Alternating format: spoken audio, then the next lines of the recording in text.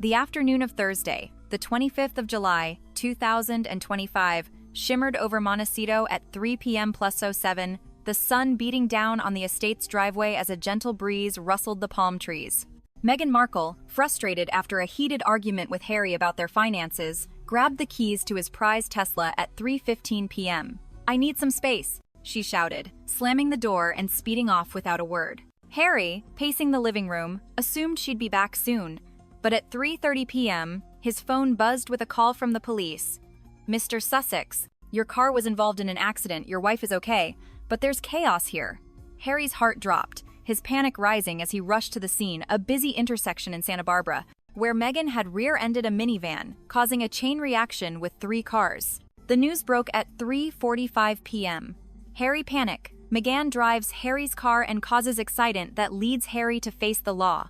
The headline spread like wildfire, amassing 5 million views in minutes, the world reeling from the former royal's reckless drive. The crisis erupted at 4 p.m. when footage from a bystander's phone hit social media, showing Meghan's Tesla swerving before the crash, her face distracted, perhaps texting. By 4:15 p.m., number Meghan crash trended globally, speculation running wild. Was it intentional, a mental breakdown, or tied to their rumored marital woes? Paparazzi swarmed the scene, drones buzzing overhead, capturing Harry's arrival at 4:30 p.m., his face pale as he pushed through the crowd to Meghan, who was being questioned by police. "What happened?" he demanded, hugging her as tears streamed down her face.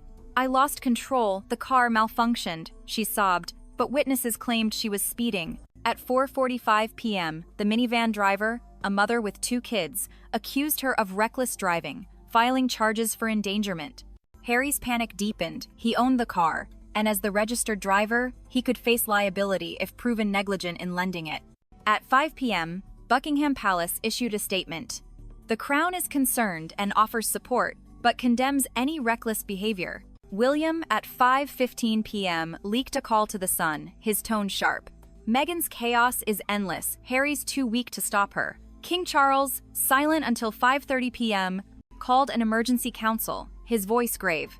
"This accident shames the family. Cut ties if needed." At 5:45 p.m., police cited Meghan for reckless driving, but since the car was Harry's, he was summoned for questioning on vehicle maintenance. At 6 p.m., Meghan broke down in the car on the way home, sobbing to Harry, "This is the end. They'll use this to take everything." Harry, his panic turning to anger, yelled, "You shouldn't have taken the car." The argument escalated at 6:15 p.m., a door slamming as he stormed out. The media frenzy peaked at 6:30 p.m. when CNN aired eyewitness accounts. One claiming Meghan was texting, igniting number Meghan Lawface with 10 million views. At 6:45 p.m., donors to their charity threatened to pull £3 million, blaming the distraction. At 7 p.m., Meghan's PR team quit, overwhelmed. Harry, at 7:15 p.m., faced a call from his publisher. "This kills the book," contract paused. At 7:30 p.m., a legal notice arrived from the palace, demanding Harry's return for family consultation, the crisis escalating. The drama intensified at 7:45 p.m. when a judge ordered an investigation into the car's black box, suspecting tampering. At 8 p.m., a second witness leaked video showing the Tesla speeding at 80 miles per hour in a 40 zone. At 8:15 p.m., Meghan tweeted a tearful apology. "I'm heartbroken, pray for the victims." But the backlash was swift. Number Harry Law trending with 15 million views at 8:30 p.m. At 8:45 p.m., the minivan driver's lawyer sued for £1 million in damages, naming Harry as co-defendant for negligence. At 9 p.m., Harry confronted Meghan again. "Your driving caused this," he yelled. She sobbed. "The car braked, funny, maybe sabotage?" The accusation deepened the rift, a lamp shattering at 9:15 p.m. Harry's panic peaked at 9:30 p.m. Meghan begged, "Believe me, we exposed the truth." But at 9:45 p.m., a royal aide warned, "Charles will disown you if you defend her." At 10 p.m., he hacked the car's app, finding no mechanical issues, but a deleted text from Meghan to Perry. "Driving Harry's car needs space." At 10:15 p.m., he leaked it, igniting outrage. At 10:30 p.m., Perry countered with a statement. "She's innocent, Palace hacked the car." The twist deepened at 10:45 p.m., when the black box confirmed tampering, linked to a Palace IP. At 11 p.m., Harry recorded a video, airing at midnight, were victims of sabotage. Number Harry fight trended. The fallout hit at 1 a.m. Charles blamed Meghan publicly, but a leaked memo at 1:15 a.m. showed William's regret, offering aid if Harry left her.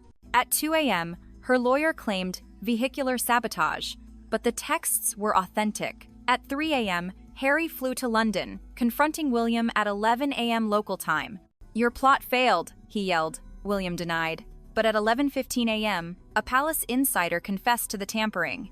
The climax came at 12 p.m. when Meghan arrived, demanding to see Charles. At 12:15 p.m., she burst into the council room, sobbing, "Your sabotage ends now." The confession fueled a family meltdown. At 1 p.m., Charles relented, condemning the plot.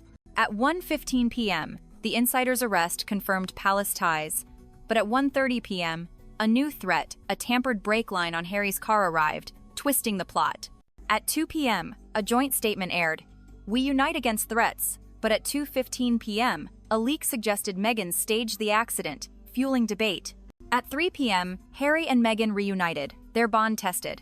At 4 p.m., the palace locked down, protesters chanting number "Justice for Meghan."